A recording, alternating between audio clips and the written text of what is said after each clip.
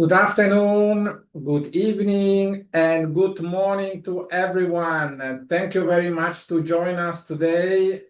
Today is the 26th of August, and we are here based in Switzerland. My name is Richard Affolter. I'm the director of WEBA.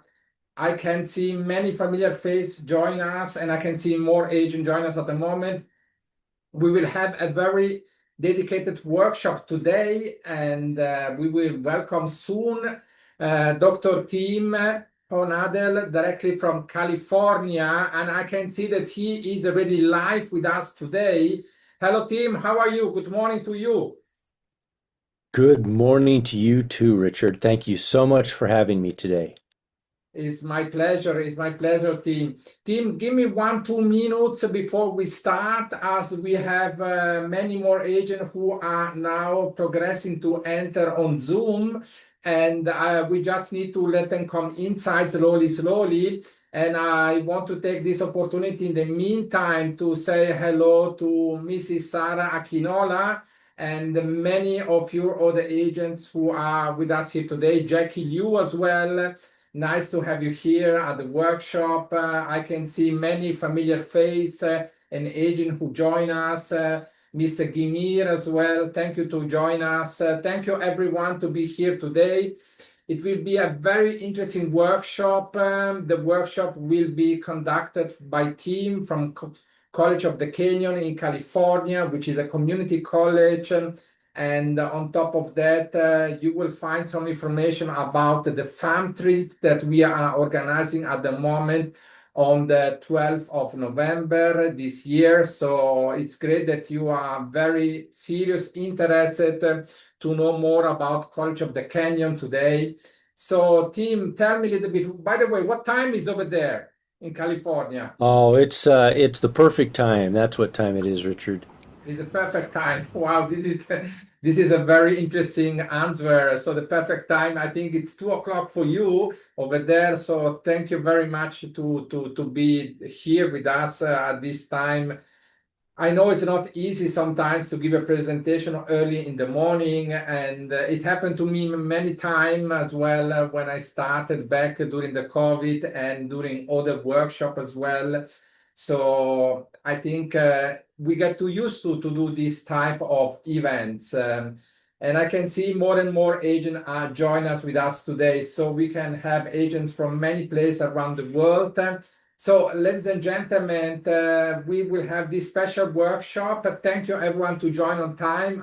It's always nice that everyone of you is on time. I appreciate this very, very much. This means that we are working with very serious agents from around the world.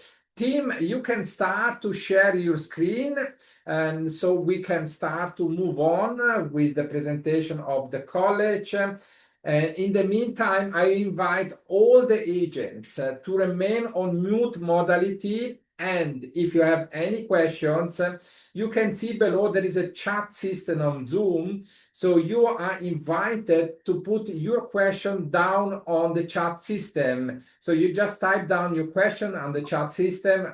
Logically, give us some time to start with the presentation. So do not bombard us immediately with all the questions.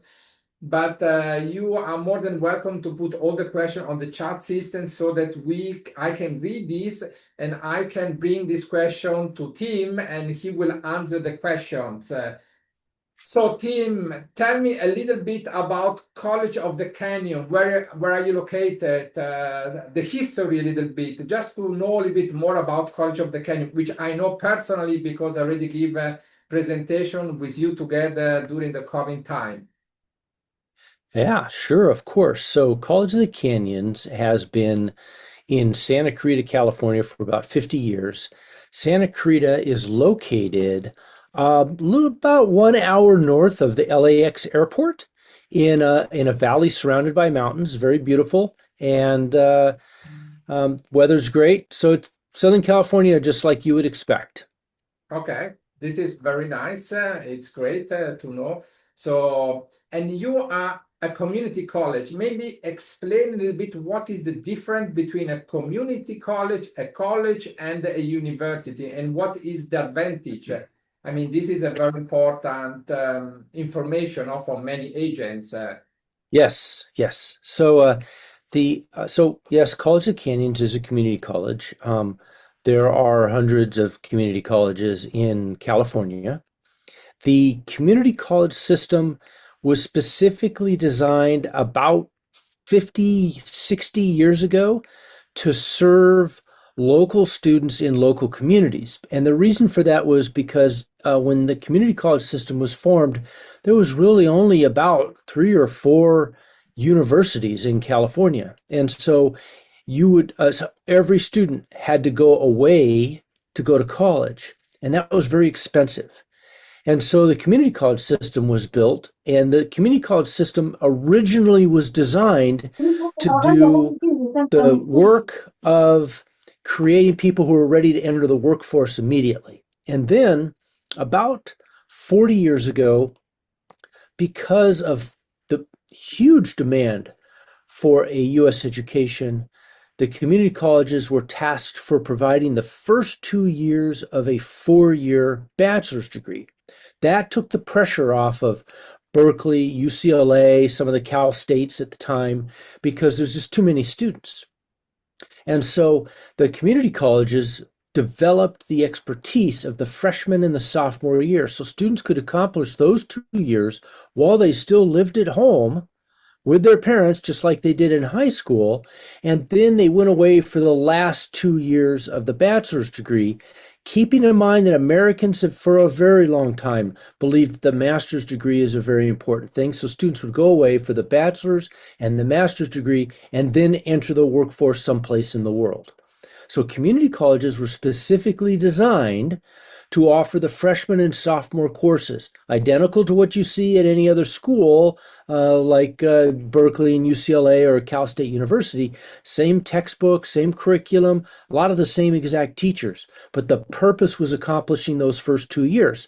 So now fast forward to about, 10, 15 years ago, international students started to become a really great opportunity to go to community college because of the cost savings, the level of support that is offered because we are so much smaller, we offer so much more support in our classrooms than the students would get at a 4-year university. So international students started being interested in this as well. And so eventually the rules were all put together. And so now international students go to community colleges. There's about 10,000 international students from around the world going to community college in California. And we have about 200 of those at College of the Canyons. And now move forward to COVID days. So the COVID days are hitting, and we're right done with it, and we're trying to figure out how to help students. How do we get them to continue being able to take courses? And we find that around the world, there's a lot of students who can't get into their local universities. And so College of the Canyon starts the 1+1+2, which we'll talk a little bit about in the presentation. But basically, the modern version of the community college now is some community colleges are allowed to offer coursework to high school students anywhere in the world, and that coursework is fully creditable to any institution in the United States. And so now what you see is many high school students starting to take their bachelor's degree courses in high school, then coming to College of the Canyons for 1 year, maybe a year and a half, depending on their English capability, and then transferring out. And we'll talk a little bit about the transfer as well. Although I do have made a big assumption, thanks to Richard's guidance, that people do understand what 2+2 is. And so therefore, there's a nice little history of community college and College of the Canyons. I have a question before that you start. In total, you have as well a lot of US students, correct? So in total, how many students you have at College of the Canyon now, more or less? So if we measure by individual students, there's almost 30,000 students on the rolls, on the names. At any one time, we have close to 20,000 students actually enrolled in classes. Because keep in mind, local students, they don't always go to school every single semester. They may take a semester off. Okay, thank you very much. So this is very important, ladies and gentlemen, to understand the community college here of College of the Canyon, and we are all looking forward to see your presentation, team. Fantastic, Richard. Thank you so much. So I assume that means we're ready to start. And so I'm hoping everyone can see this first slide. And Yes. our presentation today is going to be what I hope is a different type of presentation than you usually see from a higher education institution, especially in the United States, because there's a lot of ways to talk about a school and the benefits of going there and the beauty of the campus and things like that. But almost always that presentation is from the perspective of the student experience and the perspective of mom and dad or something like that. This presentation, and this is the first time we're giving this version of it, is specifically designed for agents. So this is okay. Let's make some assumptions, which we're going to get to next here. And let's follow these assumptions, and then we'll find a way to make this presentation be really practical. The first thing I want to do is pop into the chat the names of some countries that you recruit from. And I'll just give, say, 60 seconds for everybody to kind of pop that in there in the chat. So we invite everyone to put the country where they are coming from. Thank you.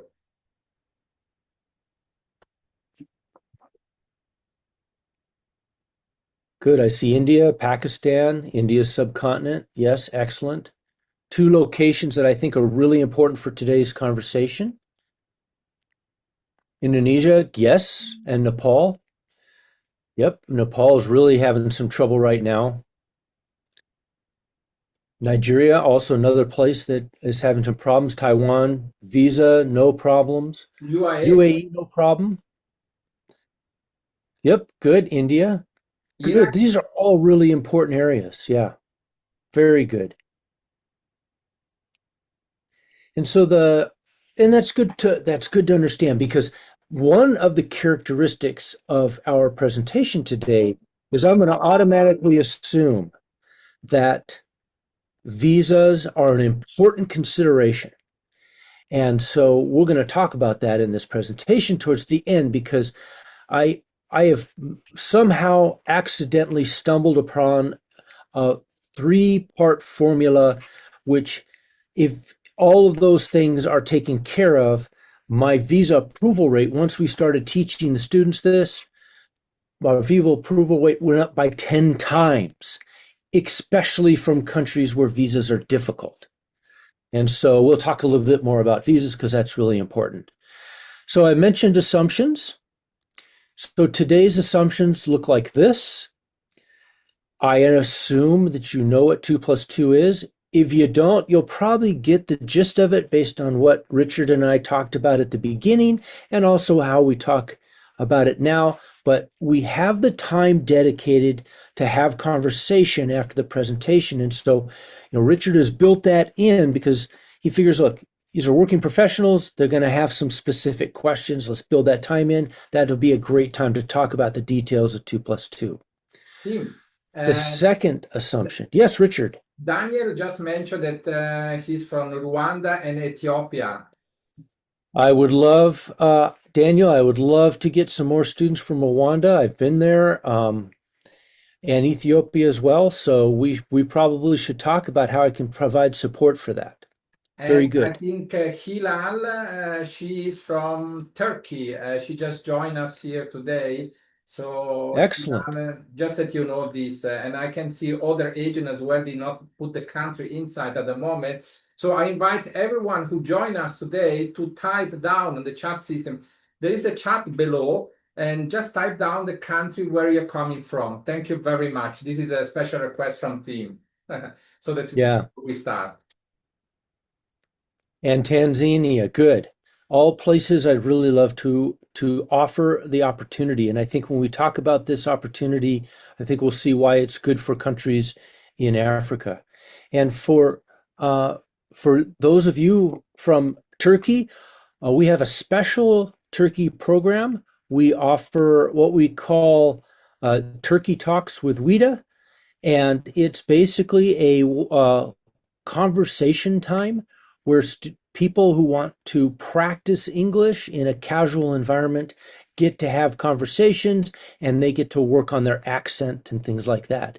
And so contact me so that I can get all, it's no charge, it's free, it's on Zoom, it's on a good time for Turkey. And so, get a hold of me, and I'll make sure that you have connection to that all comers open Zoom meeting. And it's a really good way to practice English. And you don't have to be a student. You could be a working professional who's just trying to practice their English with somebody who doesn't have an accent and kind of work on that. A second assumption here is that you understand that a student's ultimate goal is OPT.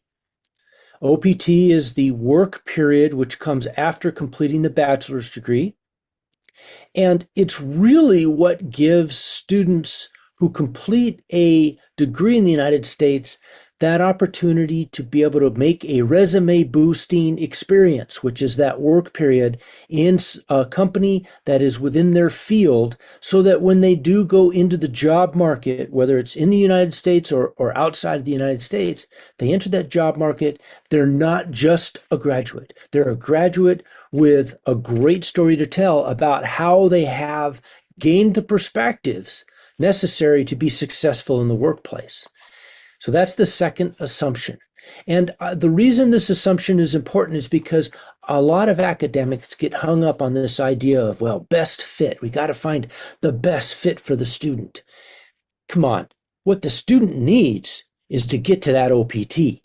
College of the Canyons recognizes that, and we make this process be really clear. And that's what the 2+2 is about we need to get you into the academic system in the United States so that we can get you into a 4-year degree school that is the best opportunity for the student. And then that school gets them into OPT, and that's where the big win is for students. The next assumption is that everyone here doesn't just want a contract. I've been doing this for a long time, and I've gone through all the stages, and I can remember the stages a while back where students basically found an agent, didn't know what to do. An agent would suggest a school, and then the school would accept the student, or the agent would find out that the family had a certain idea. I want to go to a certain school in a certain location. And so the agent would go try to get a contract real quick so he could get some commission. We're not looking for just one student here, one student there. I'd like to have 5 students or more from every country that we had listed here. And I'll address Nigeria here in a second. So what we're working on here is a partnership. I want agents that believe the best thing for a student is 2+2, to go to a community college first, just like the 1 million California students are doing, and then transfer for the bachelor's degree. So that's a lot more than a contract. That's a partnership. That's where I'm doing what I'm doing today on your behalf at your meeting, wherever that is in the world. The last assumption that I know of is I assume the visa issue is on everybody's mind, and it is extremely important. So how do we optimize the possibility? It's no guarantee, and different countries have different levels of acceptance rates. But how do we conquer this no matter what country? And so we're going to talk about that a little bit too, because I assume that's a big part. It's a lot more important to understand the visa part, really, than it is to understand the College of the Canyons part. And so we'll get to talking about that. And now I'm going to just kind of wait a minute for the chat to pop in. Is there any other assumptions that professionals like you and I should be making in this presentation? And while you're thinking of that and popping it into the chat, if you can think of any of it, if there's anything, I'll talk a little bit about Nigeria. I used to get 200 or 300 applicants from Nigeria, and none of them would ever get visas. And those who did get visas would transfer out as soon as they landed at LAX. And so the State Department started cracking down on visas for the United States from Nigeria. So I have one agent who does send students from Nigeria, but they never apply for a visa within Nigeria. They always apply for a visa outside of Nigeria. And all of my Nigerian students actually take their visa interview in Spain, and I have a over 50% approval rate on the first try, and then 50% again approval rate in the second try, which leads me to over 75% approval rate for visas from Nigerian students. And some of these students had gap years of 3, 4, 5 years from high school. If they were in Nigeria sitting for the visa, they would not get the visa. Now I understand it's difficult to get to another country to do the visa interview, but that's how we've done Nigeria. We can talk about that some more at the end if there's any specific questions. And I see from the chat that there's no additional assumptions we need to make. There's no other things. We've covered the basic assumptions that everybody should have on this, and so I hope that you bring it up and contribute to this conversation as we go in the chat, and we'll keep doing it. So the next slide, we're going to talk about basically the rundown of how we're going to spend the next hour, because Richard has set up a very unique situation where we really have this great opportunity to really deep dive into anything. And this is not your typical 15 minutes round table, where you just keep doing school after school after school after school. This is a real deep dive into some of these things. And so as professionals at the end, I know you're going to have great questions. So the bullet points that are here, they cover two things. One, the things I think you should know, and then the things which are almost always continuously asked by students parents, and by agents all over the world. The first thing we get is, what can I study? What are your majors? Always the first thing. So we're going to talk about the peculiarity of the 2+2 and why the majors don't matter. And that's really hard for people to understand, but we'll get there. The second thing we're going to talk about is, which schools can you transfer to? I get asked that question all the time. Do I have special agreements? Are there certain schools that I'm partnered with? Depending on the country, some people from some countries believe there's some sort of a link by location. Like if I'm geographically close to a four-year school, that they take more students from me than anywhere else. That's very common in East Asia point of view, because I think structurally in their world, the university you go to is the university that's nearby your home.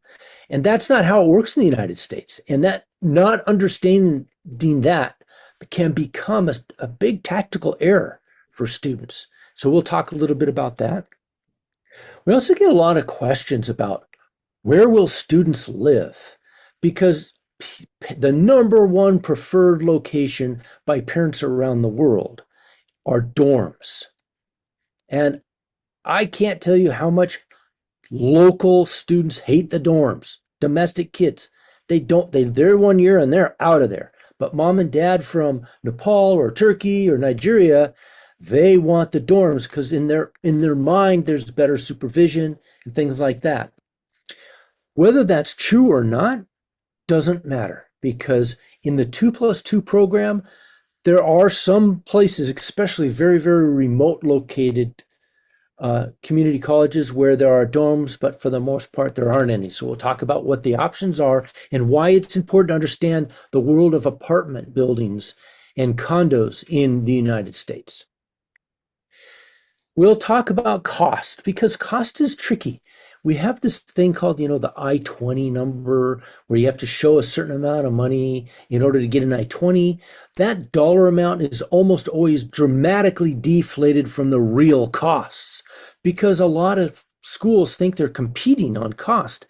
They're not competing on cost. Community colleges are already really, really inexpensive. There's no reason to make that number low, even though it's not impossible. So we're going to talk about the real cost, and I'm going to show you the real true numbers, the numbers that a normal human kid would pay, not some special one apartment in the whole city deal, what the real number is.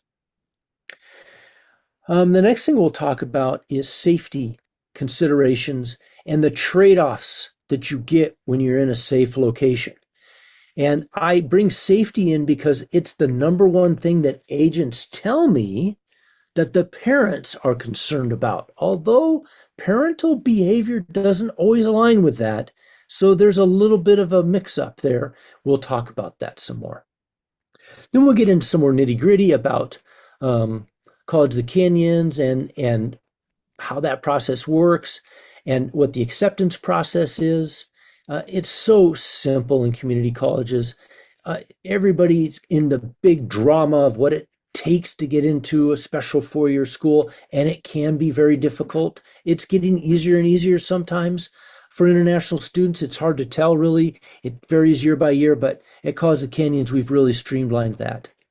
And then we'll talk about the visa. That's a conversation that I think is worth having and having a lot of questions about. Then I'm going to talk about what the future is looking about, and that's that 1+1+2 that I talked a little bit about. And finally, we will up with really, I think what is the most important part about the presentation. You'll see when I'm doing the presentation here that all these details about schools and what they look like and everything's pretty much the same everywhere. But what's really different is what is your life like working with College of the Canyons? And that's where we're going to talk about our dedication to agents. And then I'd like to add to that list, if anybody has anything as we go, we'll go from there. I see we've got people who recruit from London and from Mumbai, some more Nepal. That's that's really, really good. So we're going to dive into it right now with that first thing. The first thing I always get asked by every agent, what majors do you have? They usually have their piece of paper out. They're going to write down the majors, like what are my most popular majors, what are my top ones? And I know why. It's because mom and dad are coming in and saying, hey, we want electrical engineering. And then you've got to sort through all the schools. So you look for all the electrical engineering majors. And then, you write these majors on a paper, you put them in a database, you pull up 5 schools and you start talking to mom and dad. And this really has to change. The concept of majors within the 2+2 system is a secret tool for you to use to your advantage when you're trying to work with parents about where to go to school. And so I got this cheeky slide that says College of the Canyons has every major and College of the Canyons has no majors. And you're like, what? So those of you who are familiar with 2+2 in community college, you totally get it. But for those of you who are newer at 2+2, you may not really fully understand how important this is. Because if you ask me as an agent, what majors do you have? I'm going to ask you, what majors do you want? Do you want aeronautics? Do you want Swahili? We have it all. And that's because the majors that are available at College of the Canyons do not matter. Every student is going to do their lower division general education, their classes for preparing for their major. They're going to get their 60 credits. They're going to transfer to another school. That school issues the diploma. That school is the major. So if you tell me you want Swahili, I'm going to find Cal State University Stanislaus, and that's where the student's going to transfer to. If you tell me electrical and engineering, then I'm going to give you the 6 best schools in California that have electrical engineering majors, because I can transfer the student anywhere. We'll talk about 2+2 a little bit more if we want to, but remember, the assumption is everybody knows what 2+2 is. But this major is important because, yeah, you can look at my web page and see that we offer certain majors, but it doesn't make any difference. Now, there's one giant difference here. And this is really important for agents who are coming from countries where economics are a significant pressure.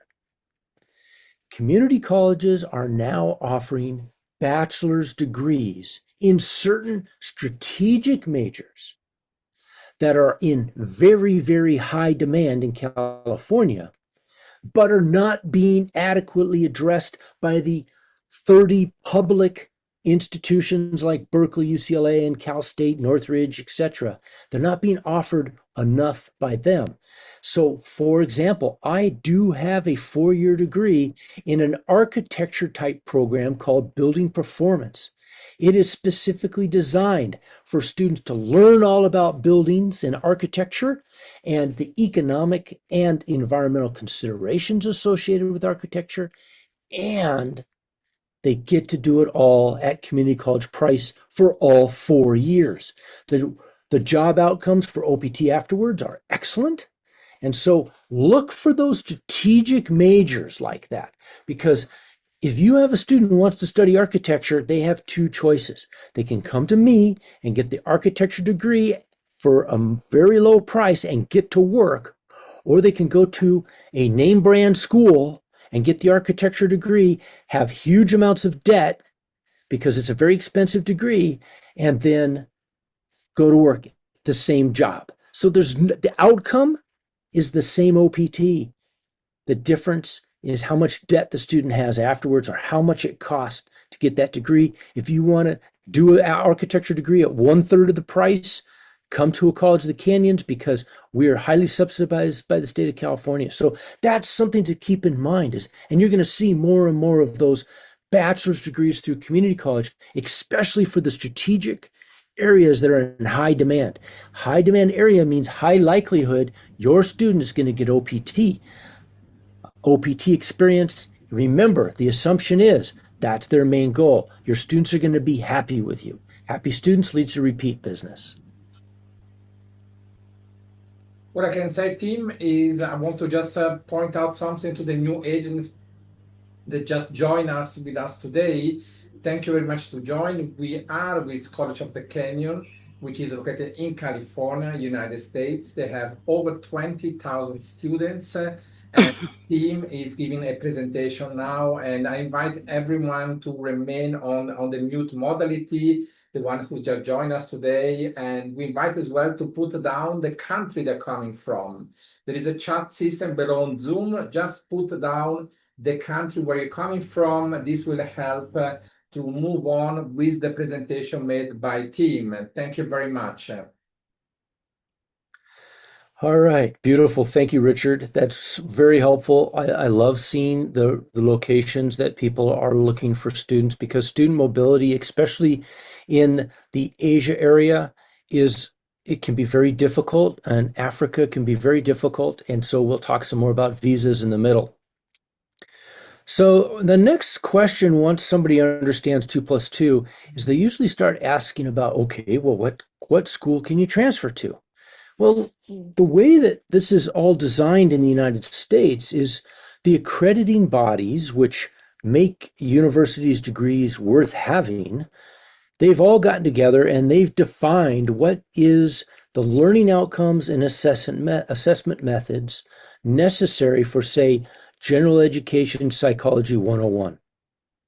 So it's all laid out. Teachers know exactly what they need to do. The books are approved, all of that. The lectures are all by design. The outcomes are all set.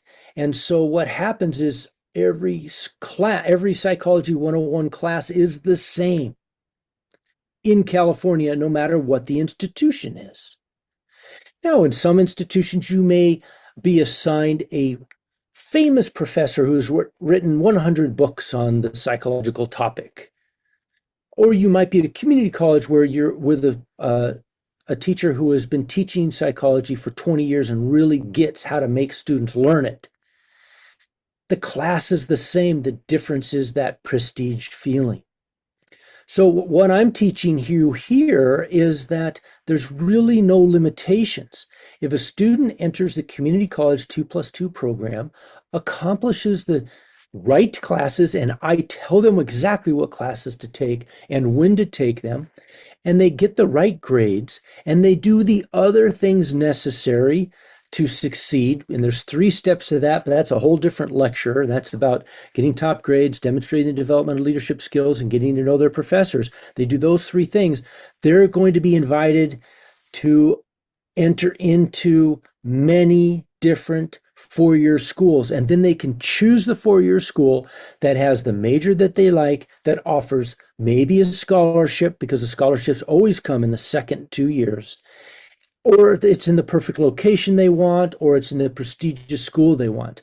And so they get to pick. So it's all about the student's performance at College of the Canyons. The high school performance vaporizes. No one cares about anything about the high school once they've completed the 60 credits. And I coach them through all of this, and we help them do the transfer. And the transfer is by law. So that means schools are all working together. By law doesn't mean they're forced to take the students. By law means they're now allowed to set aside the resources necessary to do a wonderful handshake between College of the Canyons and their school, so that they can seamlessly accept the students with no hassle, no evaluation of classes. It all just is on the transcript. It works perfectly. This is the smoothest process. This is new. Really, within the past 15 years, we've been working on trying to make this process smooth. We have it perfected now. The students that enter into College of the Canyons in the fall of 2026 have the easiest time associated with getting approved for transfer of any students ever. And it's easier to get in as a junior than it was to get in as a freshman by 10 times. And so it's a really, really good program.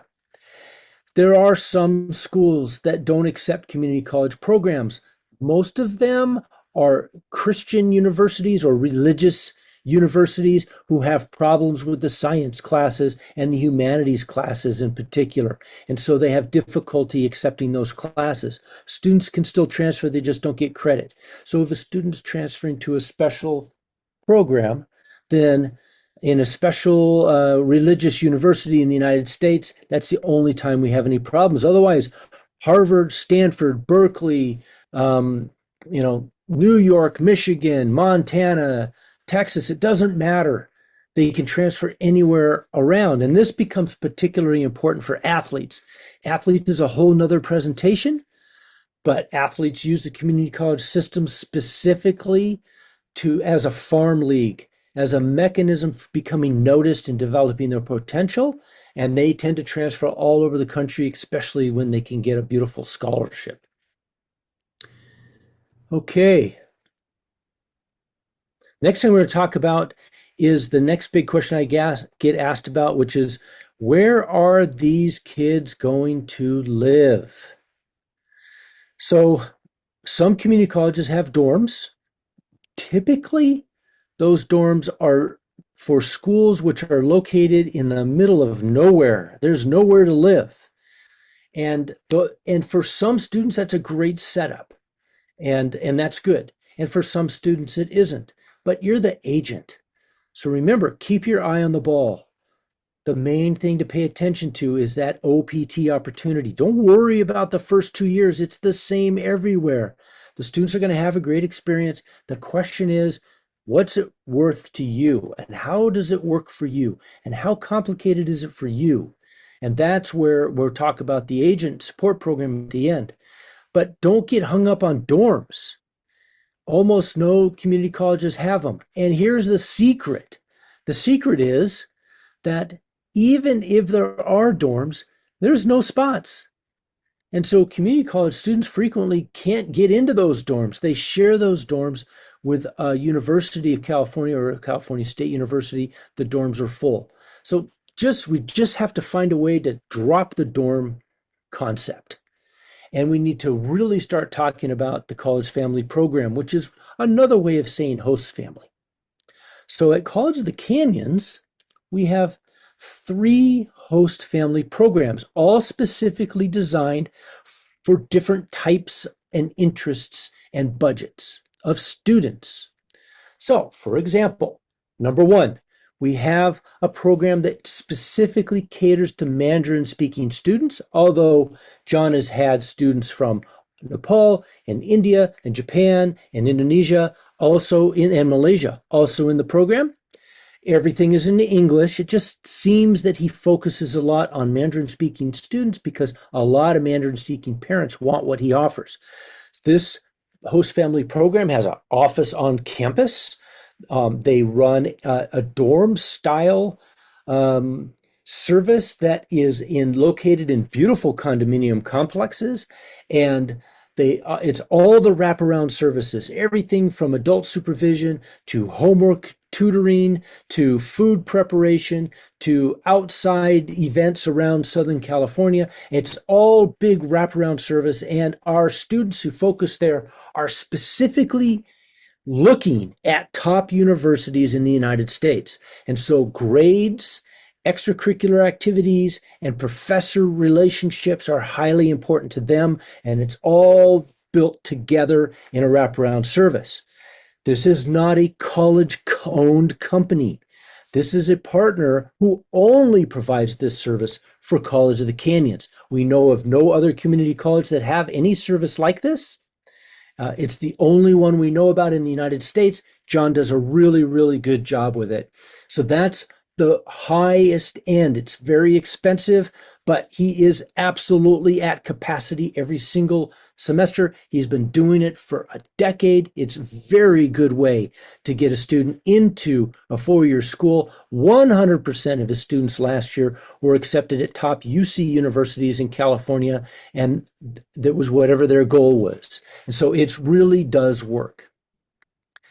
The next level in the host family is sort of the concierge service.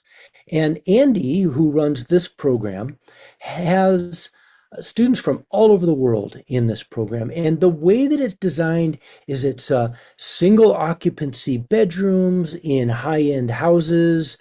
Um, Everything is taken care of, 2 meals a day, because the students off campus during lunch or off away from home during lunch anyway. Frequently, our family is basically bringing them in to the family, and they're going on trips on the weekends, and there's lots of extracurricular activities that are built in, mostly for fun, not so much for the focus around demonstrating excellence for the purpose of a high-end university, but more just to have a happy life.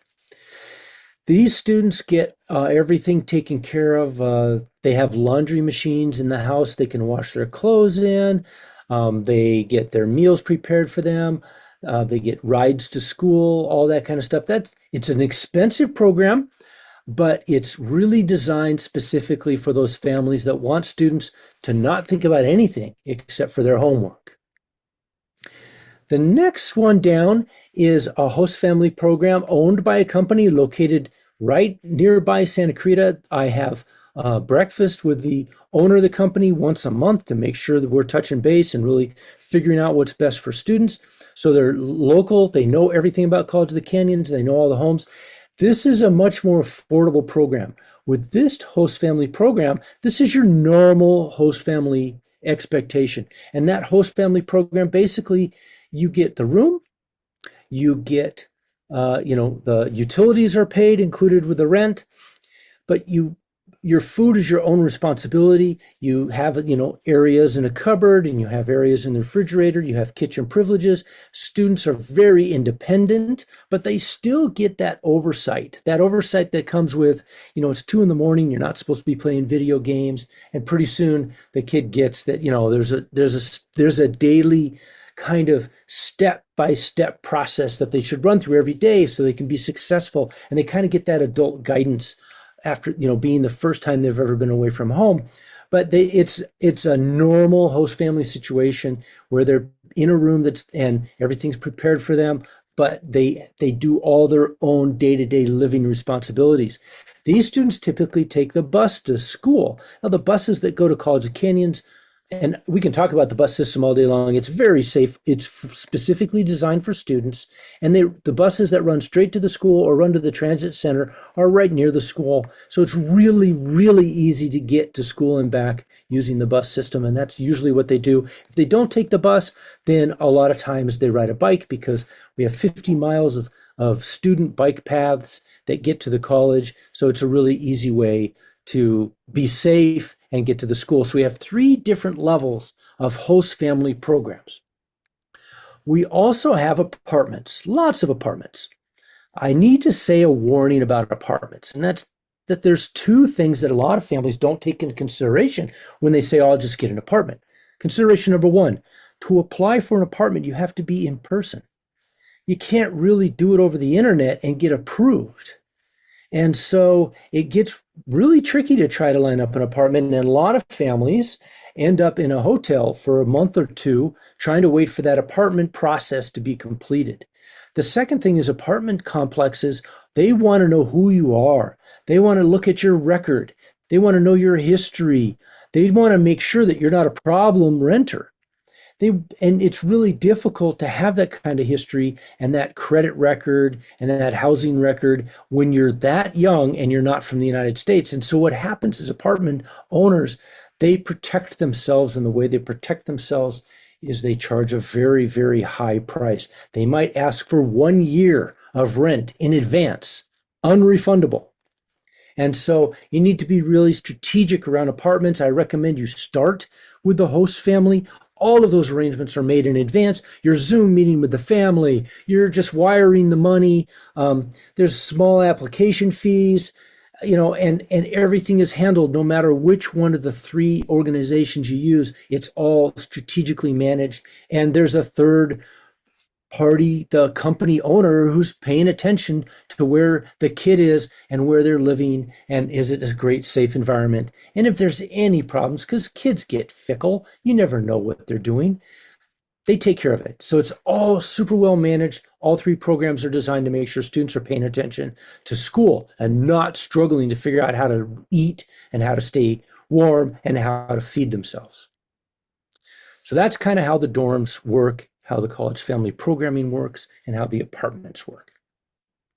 Very So, interesting, the accommodation part. I mean, ladies and gentlemen, so it's important for you to understand that College of the Canyon, which has more than 20,000 students, and they have a lot of international students coming from all around the world. And the team is working in this industry since many, many years. He traveled the world in and out. As you mentioned before, he was in Africa, in Asia, etc.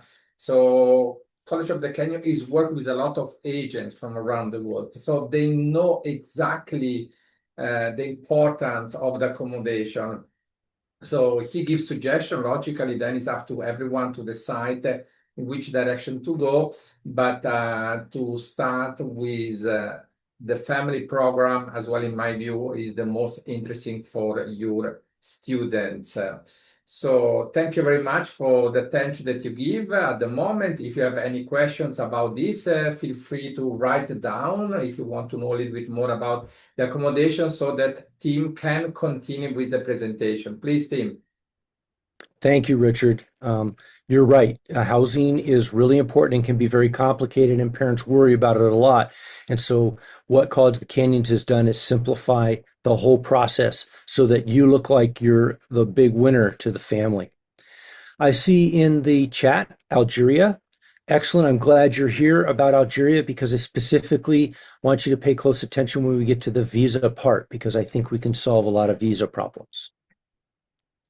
All right, so the next thing we're going to talk about is the cost from the student's perspective.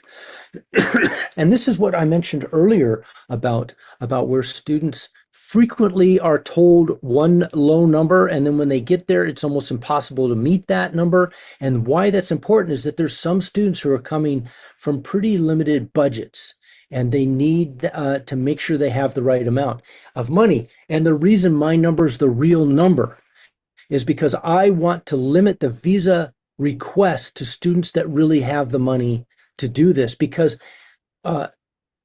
embassies and consulate offices, they keep track of the number of students that College of the Canyon sends that has no way to pay for this.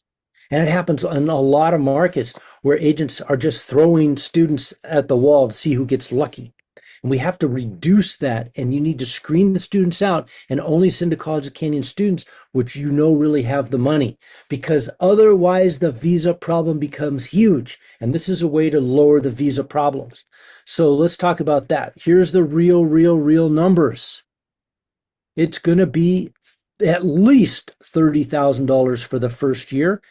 I require $32,000 to get the I-20, but keep in mind, more and more often, consulate visa officers are looking for evidence that a student can pay for the whole thing. Their biggest concern is a student has enough money for the first year because they have to prove that to me to get the I-20.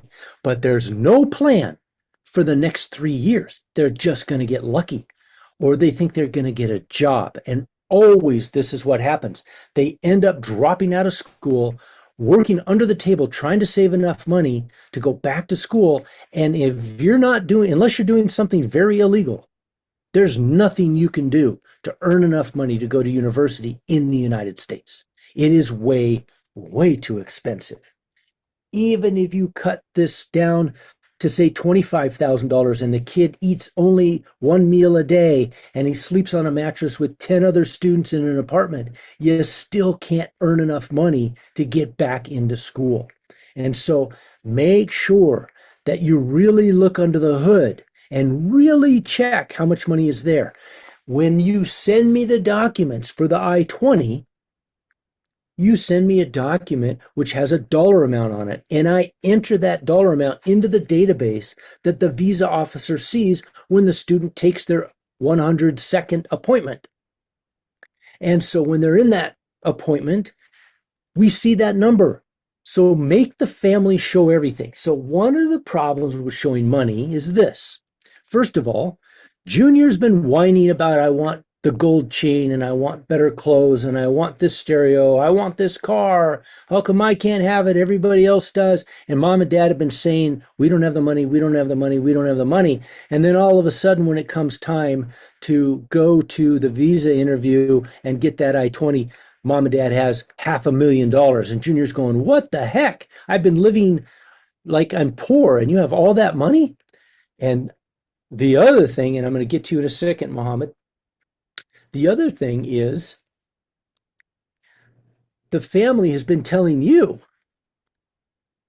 no, we can't afford it because you're saying, look, we'll help you get the visa and it's going to be this much money. We're going to help you study for English tests. It's going to be this much money. We're going to help you apply for, and the mom and dad are keep beating the price down. And then all of a sudden they show you this piece of paper that shows they have $500,000 and they've been beating you up over $2,000. And it's just embarrassing.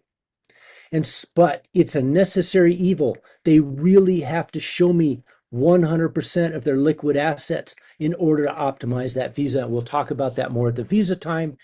And so here's your numbers. The first 2 years are going to be at least $30,000. And then the second 2 years are going to be at least $45,000. Now, the second 2 years, the junior and senior year, is at a different school. The difference is the tuition. Cost of living is cost of living is a cost of living. Yes, there's some places like the Bay Area where it's significantly more than it is at College of the Canyons, but there's also places like Imperial County and Central Valley where it can be a lot less, say $5,000 a year less, but no one wants to live there. And so the places you want to live are usually pretty expensive. This $45,000 third year and fourth year, that's based on a California State University tuition. If you go to a University of California like UCLA or Berkeley, it's going to be at least $60,000, if not $70,000 per year. And if you go to a private school like USC, you're going to be at $100,000 a year. So this is the minimum. So this number here, these costs right here, these are the costs that are specifically true for the people in the areas that have put in on the chat: Algeria, Turkey, Nepal, Malaysia, East Asia, India. These are places that they want to get into the California State University system and get to that OPT. So that's what these numbers are for. All right, Mohammed, you had a question. Do you still have a question, Mohammed? Yeah, I invite him to put the question down on chat. If you can Oh, type okay. down the questions, it would be When very the chat kind. pops up, we'll address it. Thank you very much, Richard. Okay, so we're going to talk about scholarships. After majors, the next question I get is scholarships. But, before scholarships. Oh, okay, Mohammed's going to type it in. All right, perfect. Scholarships are, I always get asked when I'm at a fair in Belgium or China or Brazil, every kid asks me, do you have any scholarships? If I'm at an Education USA fair and the parents are there, every parent asks, do you have scholarships? So the trick here is that scholarships are not permitted at community colleges in the state of California. Why is that? Because we're already almost half the price of a normal college. The state is already subsidizing everything for your student. It's already baked into the price. It's almost as if every single student gets a 50% tuition scholarship. So that's why there is no scholarships. Now, there's a few private scholarships for the first 2 years, not very many.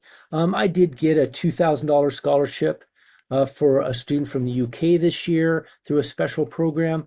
But if it cost $32,000, which is the I-20 number, which Mohammed was asking about, 32,000 US minimum deposit to apply for the I-20. So $2,000, is that really beneficial? I mean, it doesn't hurt, but really?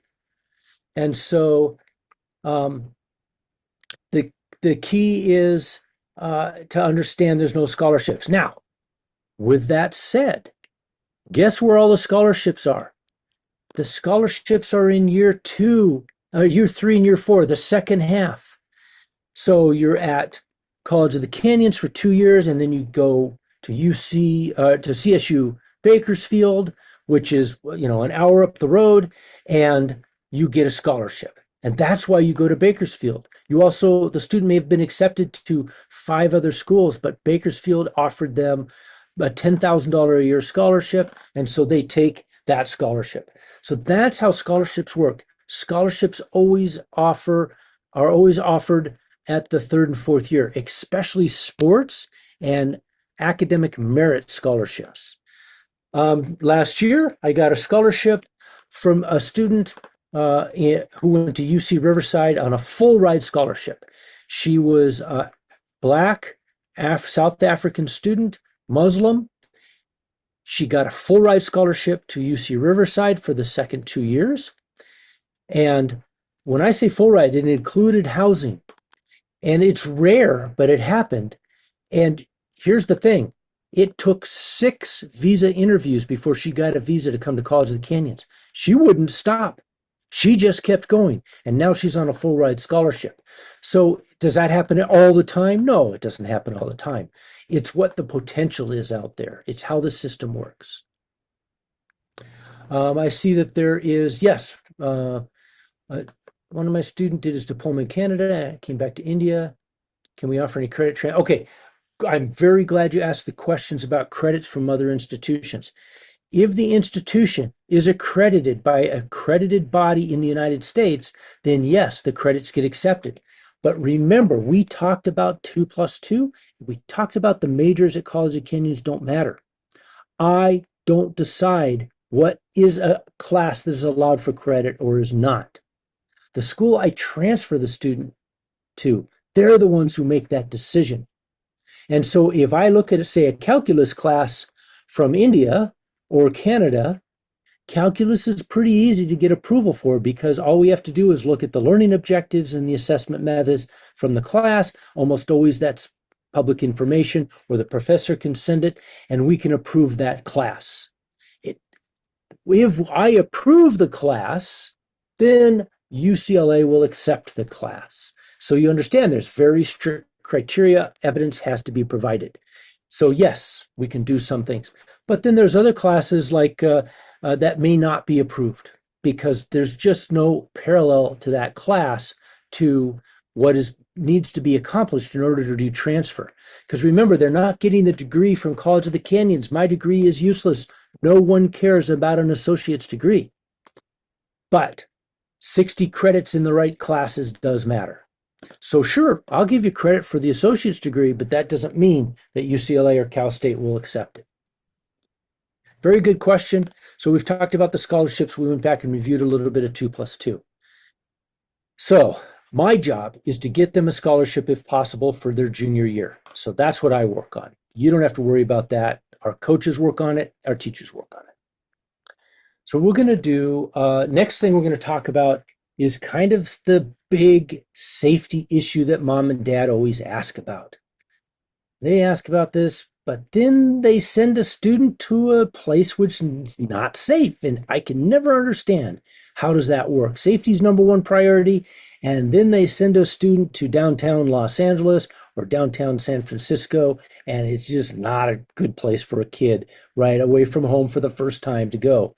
And so safety is one of the most important superpowers of a lot of community colleges, and College of the Canyons is, of course, very safe. So I remember you said, we said we were going to talk about safety and the downside. The downside that comes with safety is, yeah, there's lots of golf courses, but the only thing to do is go for bike rides. Like I said, we got, 50 miles of biking paths for students all over the city. We got bike clubs that teach them where to go and where to ride. But this is all for either for fun or to get to school and back or get to the grocery store and back and things like that. There's not much to do in Santa Clarita. Santa Clarita is beautiful suburban America.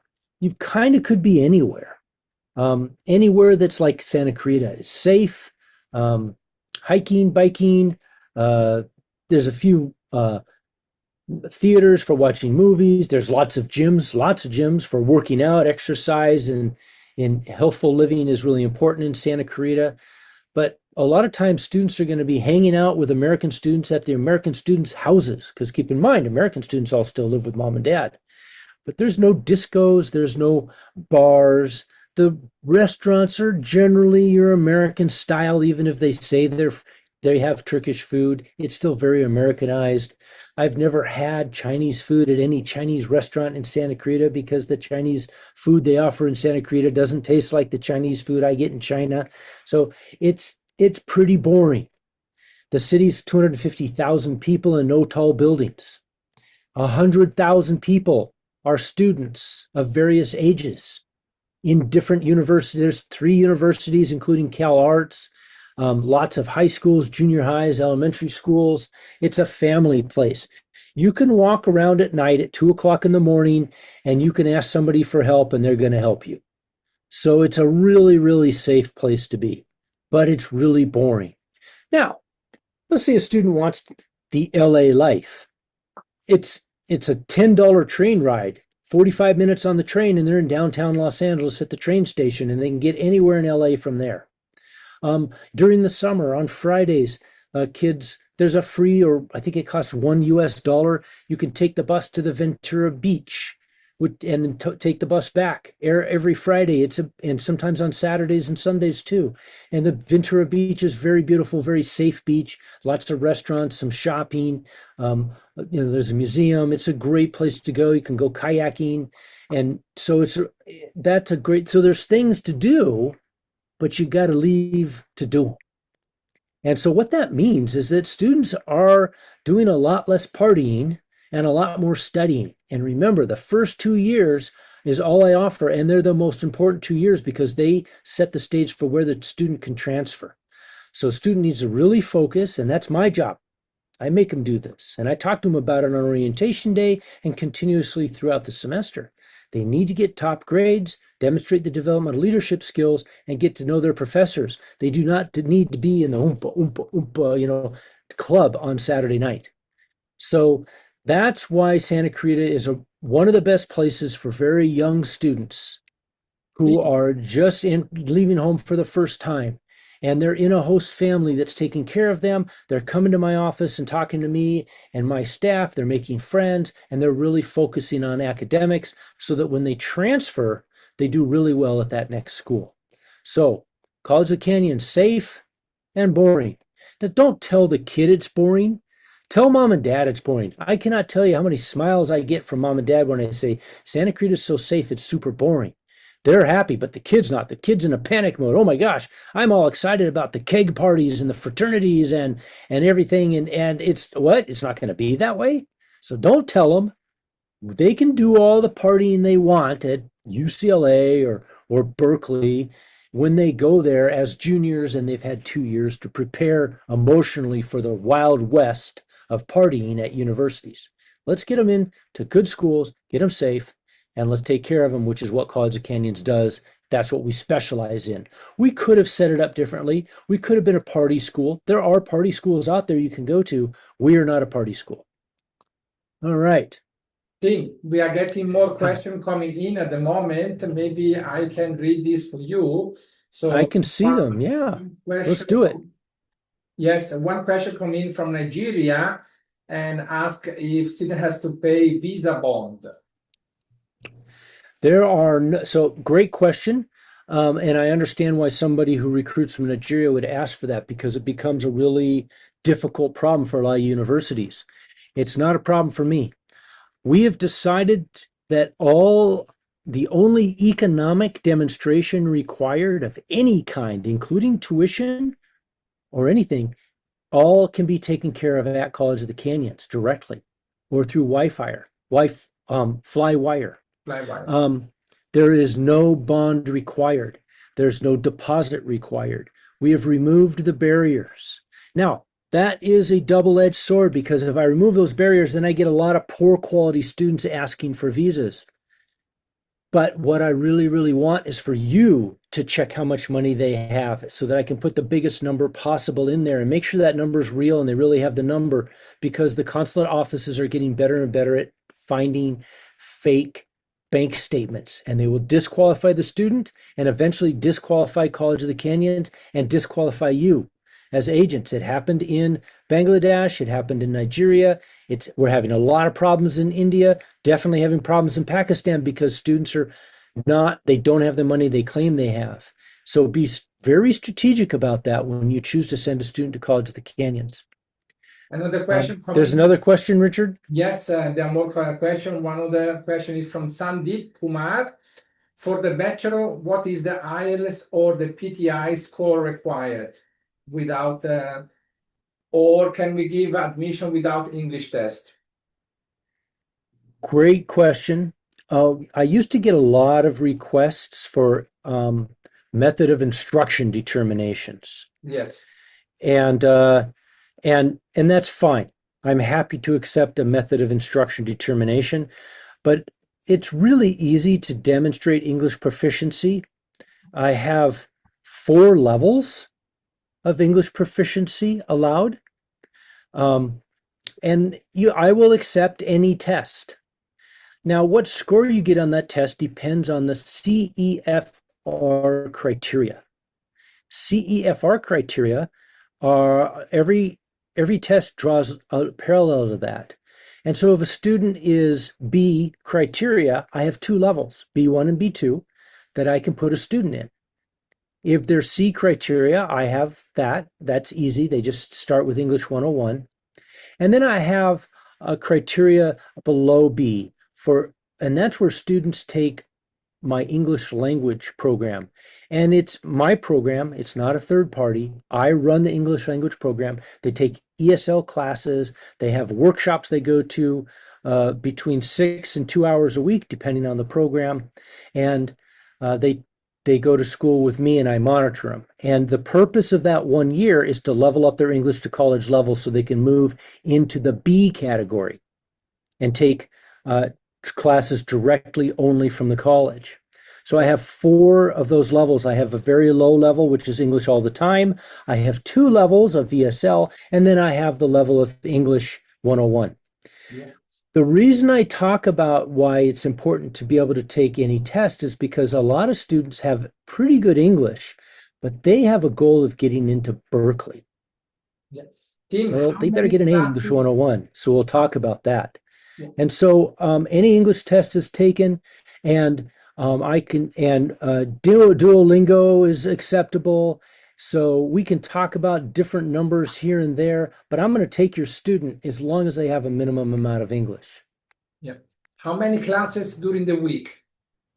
A student is required to be in 12 credits. And the reason I explain it like that is because, and we'll get a little bit more into some more details here in a minute, but the reason I say 12 credits is because that's how the US government measures it. 12 credits typically is 4 classes, but it could be 3 depending on what they take.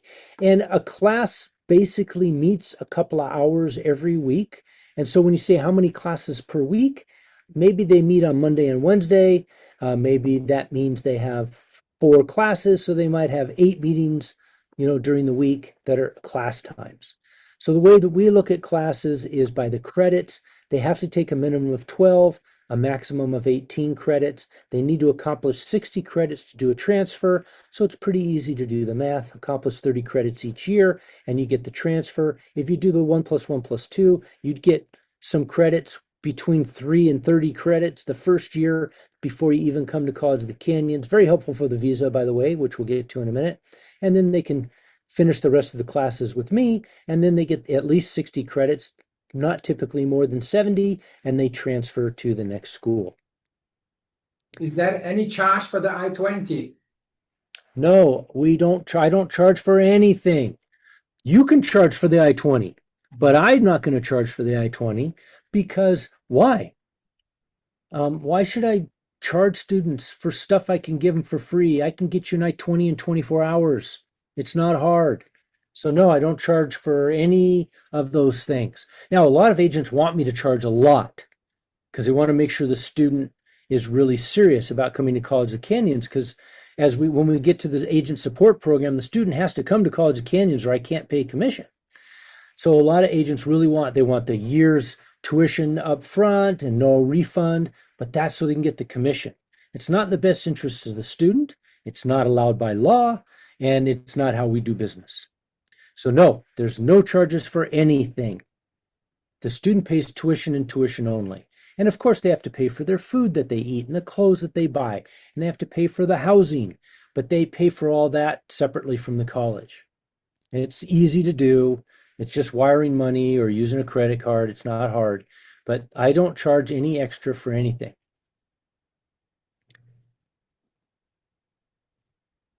Very good. Excellent. All right. I think we're caught up on questions. Thank you, Richard. I really appreciate you pointing those questions out so that I can keep up with everybody. I know this is working professionals and they understand how a lot of this stuff works. So this is good. So the next thing I want to talk about is basically the application. And keep in mind, if a student doesn't need an I-20, and we'll get to that in a few minutes when we talk about 1 plus 1 plus 2, if they don't need an I-20, they don't have to show any money. They just take the classes and pay their tuition on their account using a credit card. All right, the first thing that happens for a student to apply is you enter some basic information into the application portal. I try to keep it to be the bare minimum information I need to issue an I-20 or to get a student ID number. No extra information. And so it's really pretty simple. The agents who use ISP Apply, which is what we call the portal, they have their own portal they enter into. It takes them 10 minutes and they're done. And so a lot of that means that they're collecting information in advance, like they take a picture of the passport, they take a picture of the transcripts from high school, they take a picture of the handwritten essay, and they upload that picture into the portal. So they have everything in advance. Then they go over to the portal, log in, create the student account, boom, they're in. 10 minutes later, it's headed to my desk. My job is to review that, and my goal is within 24 hours, you're getting an ID number and an acceptance letter. Now, I have to go to the college for the ID number. So sometimes there's a holiday. I don't take any holidays. You don't take any holidays. Well, the college does take holidays. So sometimes they take a weekend or a holiday. But if everything goes as designed, I'm issuing acceptance letter and an I-20 in 24 hours. I do require an essay. And Ratna will get to your question in a second. I do require an essay. The essay has to be handwritten. I do not grade the essay. Does everybody hear that? I do not grade the essay. Now, if the essay is like, this person doesn't speak English, that's a problem because they have to have a minimum amount of English. But what I'm looking for in that essay is, why do they want to come to College of the Canyons? Which really comes from you. You've told them what to say. It's really easy. College of Canyons is very safe. I've already taken some College of Canyons classes in high school. Dr. Tim says that College of Canyons is a great school and he's going to help me succeed. It's an easy essay. What I'm looking for is the essays that say stuff like this. I can't wait to get a job in America. I can't wait to move to America.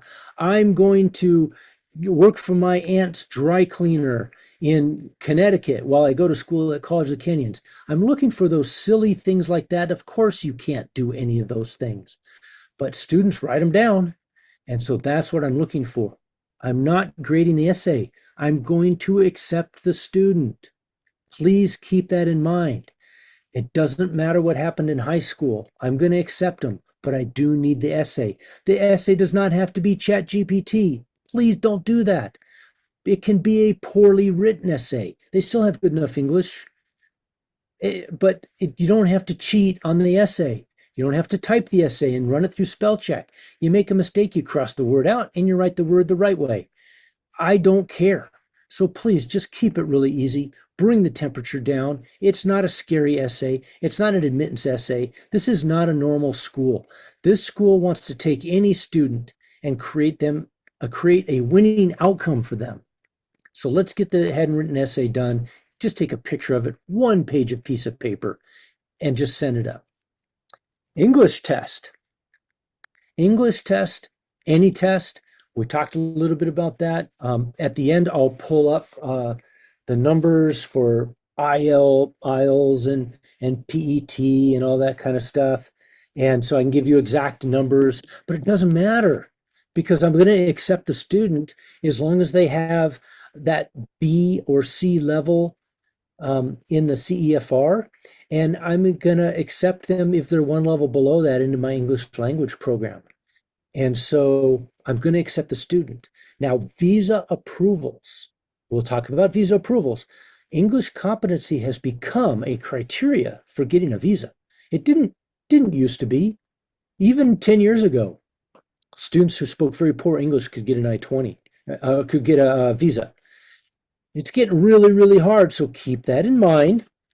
Students need to have college-capable English typically in order to get a visa nowadays.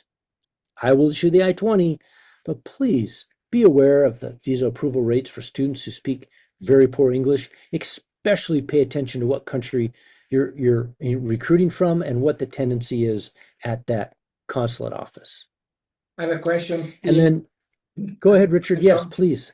Yes, we have an agent who asked a very interesting question. I think Sandeep. Yes, Sandeep. He asked if the tuition fee has to pay before the visa or after the visa. After the visa. But that's a trick question, Richard. I'll tell you why. The student should enroll in the classes they want to take at the very earliest possible moment of their enrollment date and time. That should happen regardless of the visa.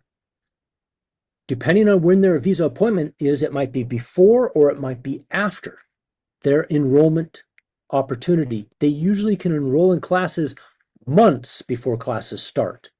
So the best thing is they enroll in classes. They do that. You will help them. You'll add value as an agent. I'll tell you what classes to get them in. They go to their account on their phone or their computer or whatever. They pick their classes. They put the section number. Boom. They are enrolled. Now, there's some things they have to do, like a online orientation and silly stuff like that, but they can do that right away, and we give them all the instructions, and we give every piece of paper that goes to them goes to you, so you know exactly what to do. They got to get in those classes. Then they go to the visa interview and they show, hey, I'm enrolled in these classes. Visa, that's one of the little tricks, lots of little tricks. That's one of the little tricks that increases by 10% the likelihood of a visa approval. Then finally, the day comes, they have the visa, they come to the college, they come to orientation, they, which is about 2 weeks usually before courses start, they're getting all settled in, they got their housing, and then they pay for their classes. So yes, they can pay earlier. You can pay on their behalf on Flywire, no problem. You can pay on behalf of them using a credit card on their account. But I don't want people to get all scared that they have to pay for things before they go to a visa interview. Unless you see a strategic benefit in your relationship with your client of having classes paid for or some sort of deposit, that's between you and them. Take the deposit. Take a $15,000 deposit from the family and tell them this is going to be for tuition payment for the first term. After the second, for the second and third and fourth term, you'll do it on your own. But that's it. You can do that and just tell me and I'll back you up. But I don't require a deposit. A deposit is an excellent idea. It should happen for every student, but that deposit should be between you and the student, and you're managing that first semester entrance. Thank you, Tim. I have one more question from Ratna Tevari. If you will issue a study package for students if they want to do 2 years at your college and then move to the university. Students can take almost all their classes, but not all of their classes online from at home. There are some math classes where there's very important academic integrity qualifications to make sure that math course transfers to UCLA successfully or Berkeley or any other school. And laboratories like chemistry lab, physics lab, bio lab, nursing lab, a lot of those labs have to be taken in person because there's no way to do the lab successfully online. How do you get a beaker or a test tube or a dissection when you're doing it online? Now, we did do labs online during COVID, but it turns out when the students transferred, they didn't know anything. So we're not doing labs anymore online. So students typically do have to come to College of Canyons for at least one semester in order to really finish all the things they need, and then they can transfer. If they're not a STEM major, it's a lot easier to take almost every class online and then transfer. The schools receiving the students don't care which classes were taken from Nepal and which classes were taken from Santa Clarita, California. They don't care. It's the same class. They don't even know. The transcript doesn't say. And so take as many as you can in advance. But no, we don't offer a transfer program that is 100% online. Tim, I want to say something about Sandeep Kumar. He just mentioned, thanks to you, Dr. Tim, he will send 2 students documentation today. I will share with him your email so you can then follow up with him directly.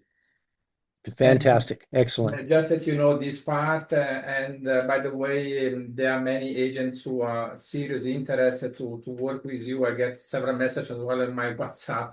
But don't worry, everyone. I will do a follow-up email after the workshop, and I will share the email of Tim directly, so you can contact with him directly. You can do an agreement with the school directly, and you can share your clients directly to him.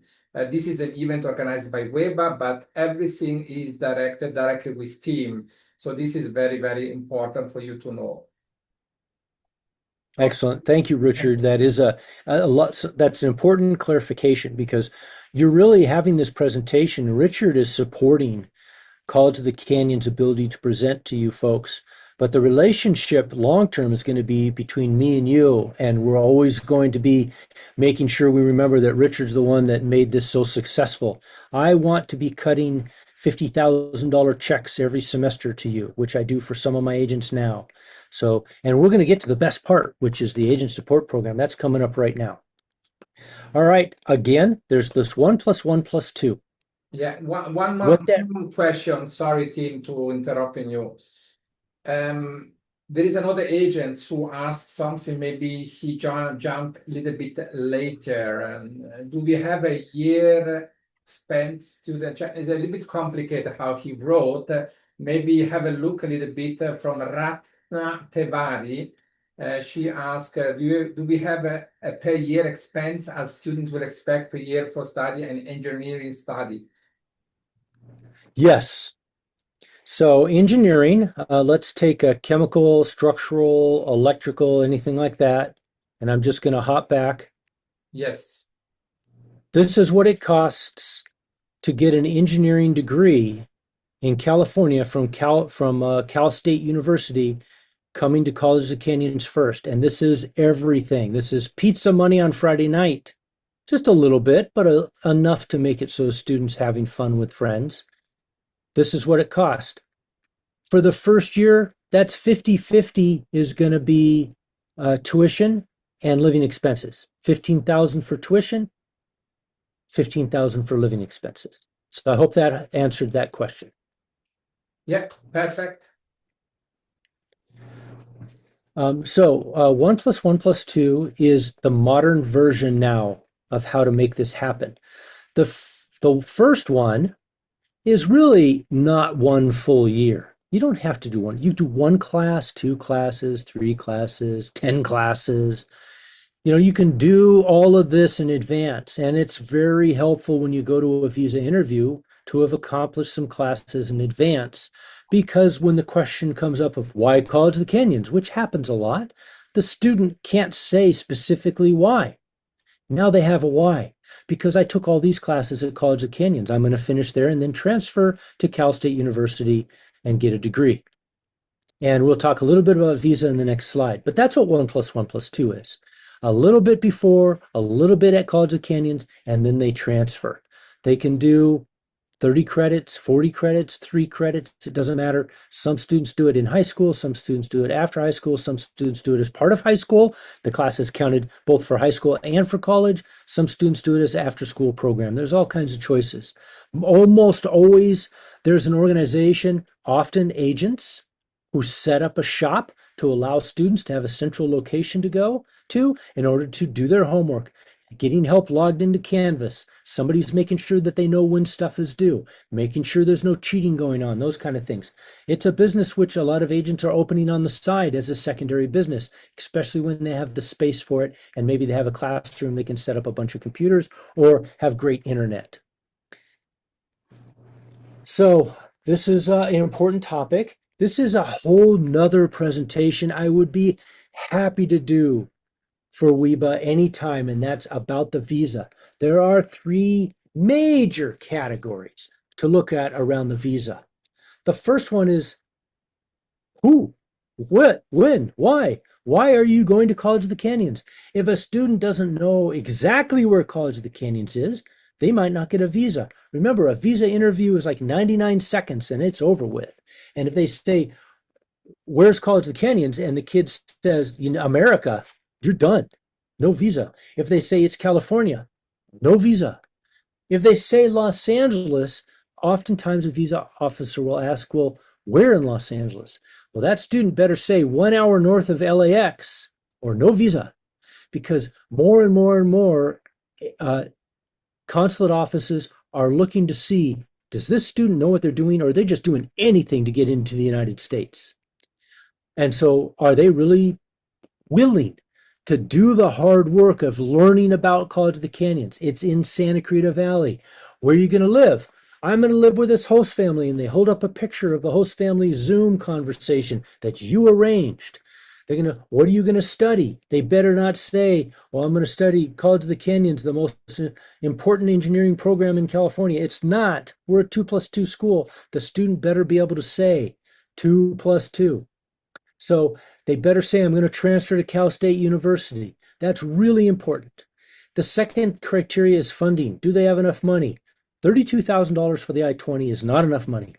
I cannot tell you how often visas are denied because there's not enough money, because you only gave me the minimum. Please give me $100,000. Show it and make it real. Families usually have it. Frankly, if they don't, the student shouldn't be asking for a visa. And then the third thing is the exit strategy. Geez Louise, man, you cannot say, if you're from Rwanda, you cannot say, oh, I'm going to study biotechnology and MBA combination. I'm going to do 2+2 at College of Canyons and then Cal State University, Channel Islands. Then I'm going to do OPT. Then I'm going to come back to Kigali and get a job at a biotech firm. There are no biotech firms. There's no jobs. The consulate office knows that.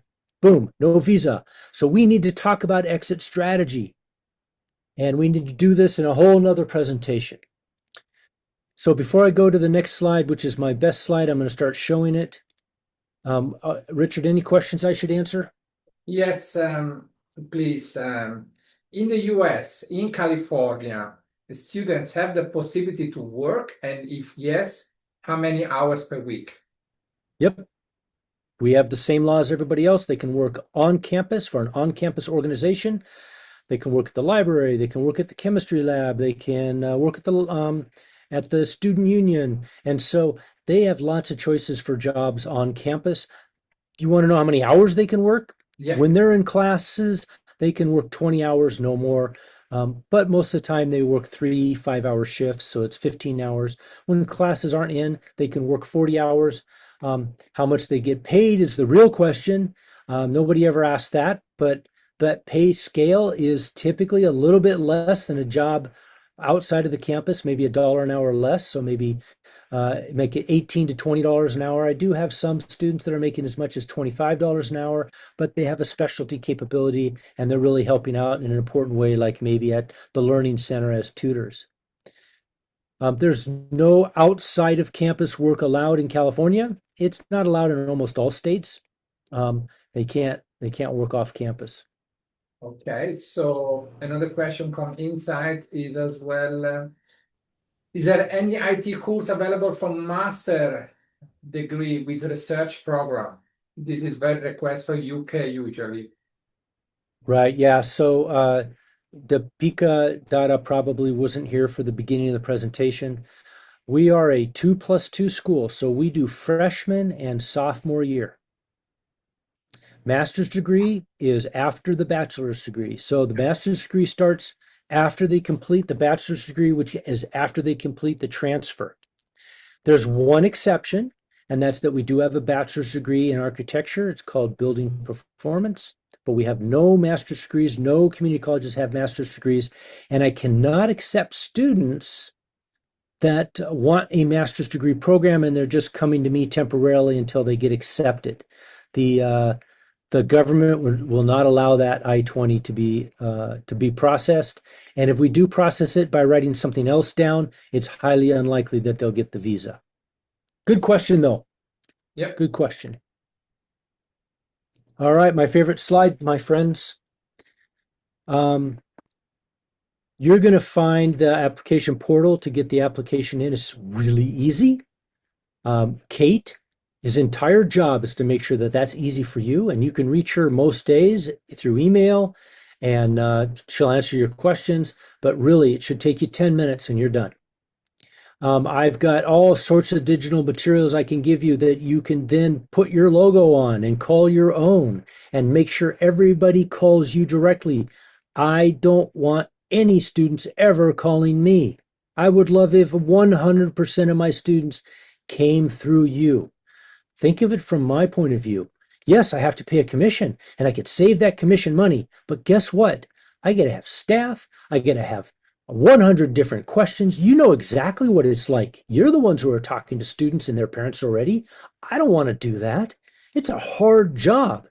You do that. I will pay you. So I want you to have every student come to you. So print whatever pamphlet you want and put your logo all over it. Make it, so that they all call you. It's fine with me.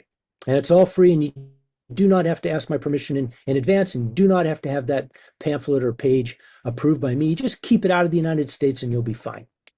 I do webinars just like I'm doing right now. Yes, it's 2 o'clock in the morning for me. Fine. That's fine. Who cares? I can do this. I will do the webinars for you and your clients whenever you need me. And the webinars are specifically designed to continuously repoint all of your clients back to you. There is no going around you. I want these people who come to your webinar that you put on, that you sponsor for your agency, to go through you. So the presentation is going to be different than today. It's going to be all about you and what you do. And okay, there's housing. There's 3 housing companies. It's important to know which one. And you need to talk to your agent about which one is best for you. And your agent is going to go to the housing company and make arrangements. So keep in mind, I'm not doing a presentation that's going to cause parents to bypass the agent, which is a big problem all over the world. Parents bypass agents all the time, thinking they're saving some money or getting better service. I don't want any do-it-yourselfers. I want them all going through you. And I am available on all the social media. So you're going to get the next slide is going to have a QR code. That means it's Saturday, 11 a.m. California time, and you WhatsApp me, and most likely I'm going to see it. And if I see it, I'm going to answer you. And so I'm not 8 to 5 California time. We are 24/7. We answer stuff all the time. If I wake up in the middle of the night, I check. If I've got a question online, I answer it. If you're going to meet with parents, you tell me I'm going to meet with parents at 11 o'clock Switzerland time. And so, can you be standing by in case there's a question that I don't know the answer to? Heck, you can bring me in on WhatsApp right there in the office on your phone. And I'm going to tell the parents, listen to your agent. They know what they're talking about. Do what they say. And so I will do that for you. So use College of the Canyons as an asset. We will help you with helping the parents make the decision. We want the students coming to College of the Canyons, so we're willing to partner with you. So speaking of partnership, I pay.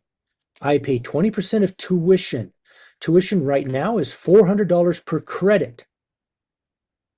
I pay that for every credit. If the student is in high school, I pay it. If the student is at home, I pay it. If the student is in California, I pay it. If the student is in Canada, I pay it. If the student is in India, I pay it. I can wire transfer money anywhere in the world. We keep track with you on your portal. You know what student paid their tuition. And if they've paid 100% of their tuition, I pay 100% of their commission, and I do it for every single class they take, for as many classes as they take. I make those payments 4 times a year, so you don't have to wait. I send you a statement that says, please bill me for this much money. You just write a simple Excel thing that just has the dollar amount on it. No listing every student, no listing evidence. You just give me an invoice with that dollar amount that matches the statement I sent you, which has all the information about every student on it, and I wire the money. And I usually can wire the money the next day. So sometimes it takes longer, but if it's only because of logistical issues, the money's coming your way. My favorite day is my day when I go to the bank and do the wire transfer. Um, no games, everything's transparent. There's no rules like, well, first year's this much, or we pay you for the student only one time. And yeah, some of those numbers are pretty big, but when the student leaves, the college paid that money already, and then they're mad at you. So we just go every single term. Boom. Fall, winter, spring, summer, you get the money. All right. And with that, good news, which I love this slide. I'm going to put my QR codes up. Feel free if you want to. You can send me emails here. You can try if the QR codes will work for you. Talk to me. Let's make this happen. You don't need a contract with me to send a student, but you're going to get paid. What happens is you send me a student. We hook you up in the portal. It's in the portal. Boom, your student. Even if they go to another agency later and try to reapply, it's too late. You've already put them in. It's your student. So what we want is we want to get rid of that incentive the student has to get paid by the student to apply to school. So they'll apply to 7 or 8 or 20 schools, and the agent will pay them to apply through them because then the commission comes to them. We're trying to get rid of that practice. So whoever has the student first wins. End of subject. If a student wants to switch agents, they got to make a pretty compelling argument. And frankly, I've never, ever, ever said yes. So too late. Now, I don't charge any difference depending on which agent is there. I give a contract to the agent if the student comes, but really it's going to be your student. The first student you send me, that student enrolls in classes, automatic trigger for a contract. A contract is a DocuSign standard piece of paper. We send you something, you put a bunch of words on there, like here's my address and here's my name, blah, blah, blah, simple stuff. We put it in the contract. We send the contract, you sign it, boom, now I can pay you. Then I send you a statement every term. You get that statement, you send me an invoice, and I'm paying you. I'm paying you as fast as I can. I would love to pay 30%. I do have a few places that I pay 50%, like places I'm never going to get a student from, like Tunisia. And so I can make that 50% contract happen for one student. The college is a little picky about that. They're not really thrilled about 50%. They don't really understand. It's 50% or 0%. So they've given me a little leeway. Maybe I'll get a little further later, but 20% for every single tuition dollar paid is a pretty good deal. So with that, Is an let's excellent ask some more questions, Richard, and see what we can do. I think you give an excellent presentation, and you went very details in all the point. And finally, financial wise, is very interesting for the agents. I like this straightforward communication with the agents. So I invite everyone. You can just take the WhatsApp of Tim or the email from Tim now. If you want to contact him directly, I did it now 1 minute ago. I just sent him a message. I just, for the first time, I take his WhatsApp. I send him a short message. So if you have some students, like you mentioned before, you don't need to wait longer. You can just move on. Like Sandeep Kumar just asked that we'll send 2 students documentation today. So feel free to contact Tim directly on his WhatsApp or directly by email, team.honadel@canyon.edu. So this can be very, very helpful for you. So I can see Mohammed Usman as well just mentioned that he had the team on his WhatsApp. So very good. I invite everyone to follow this and start to pick up the WhatsApp. Ratnat Tevari as well, very good. And so very important is on top of everything, on the 12th of November, we will organize a fun trip to visit College of the Canyon in California. So if all of you or part of you are interested, I will do anyway a follow-up email later today, and I invite you I will put a form to fill out so that I have your final request to attend the tour to visit the campus on the 12th of November. We are on time to get the visa now. So this is very, very important. I know that several of you already asked me during the year to visit a college in California. So take this opportunity. I think financial wise is very interesting, the offer that team is making to you. Very, very good is you don't need to advance money. So this is another very important step. Your students need to pay after the visa, but as he mentioned, maybe ask for a deposit to the students. You keep the deposit for yourself. And you can either pay your directly via Flywire to the community college directly. This may be helping you to win the clients, because if the clients start to make a small deposit to you, you have the money, so you know that the client is very, very serious. So Tim, I want to thank you very much for the presentation. It was excellent, really. I don't have any other point to discuss. There are no more questions coming in, by the way. And I think we are looking forward. There will be a second presentation in September, ladies and gentlemen. So maybe if some of you are interested as well to attend the second presentation, it can be interesting. Maybe in the meantime, you already have some students. So maybe you have some additional question that you want to put on Tim, and he will be able to answer you. I will share the information about the date and the timing as well in a second stage. And I want to thank every agent to join us today. Thank you very much. It was my pleasure that you joined me, that you joined team presentation. College of the Canyon has over 20,000 students, and team has a long years of experience to work with agents. So Tim, I leave you the last part of the presentation to you. Fantastic. So here we are. I really appreciate everybody's time today. When you come and visit, I will take you to the campus. I will show you where the students live. I will show you what the neighborhoods look like, and take pictures of you on campus and throughout the community so you can show families, I've been there. I know this place. I know Dr. Tim. I know his program. I know his community. I know his college. this is the best place for your student to go. Your kid is going to be happy and is going to thrive at College of the Canyons. So with that, Richard, I just want to make sure you know how appreciative I am and Dr. J is about everything that you do to help connect us and make it real for students so they can really find a way to optimize their career potential and their happiness in life. So thank you, Richard. You're changing lives. Thank you, Tim. Thank you to everyone from your team as well. And thanks to the agent that joined us today from all the part of the world. So thank you very much, Joy. Thank Uh, you, Daniel. Thank you, I just want, Mutan, and everyone else. It was a very pleasure to have you here. sorry, Dr. Tim, thank you for your presentation. I have a one question only. It's not a question, it's a request. Can we receive these slides in emails? So to just Absolutely, yes. reconsider and reread for everything to for more recall everything.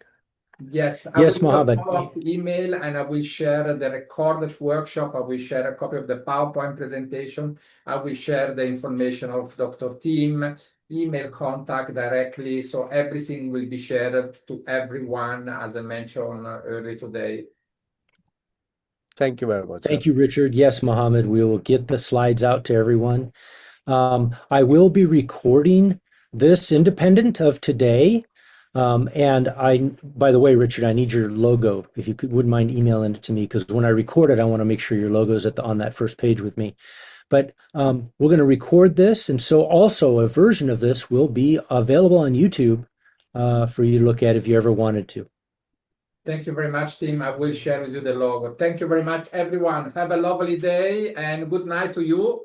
I know it's, I think, 4 o'clock in the morning now for you. Thank you. Thank you very much. Thank you. Thank you. Bye. Bye-bye.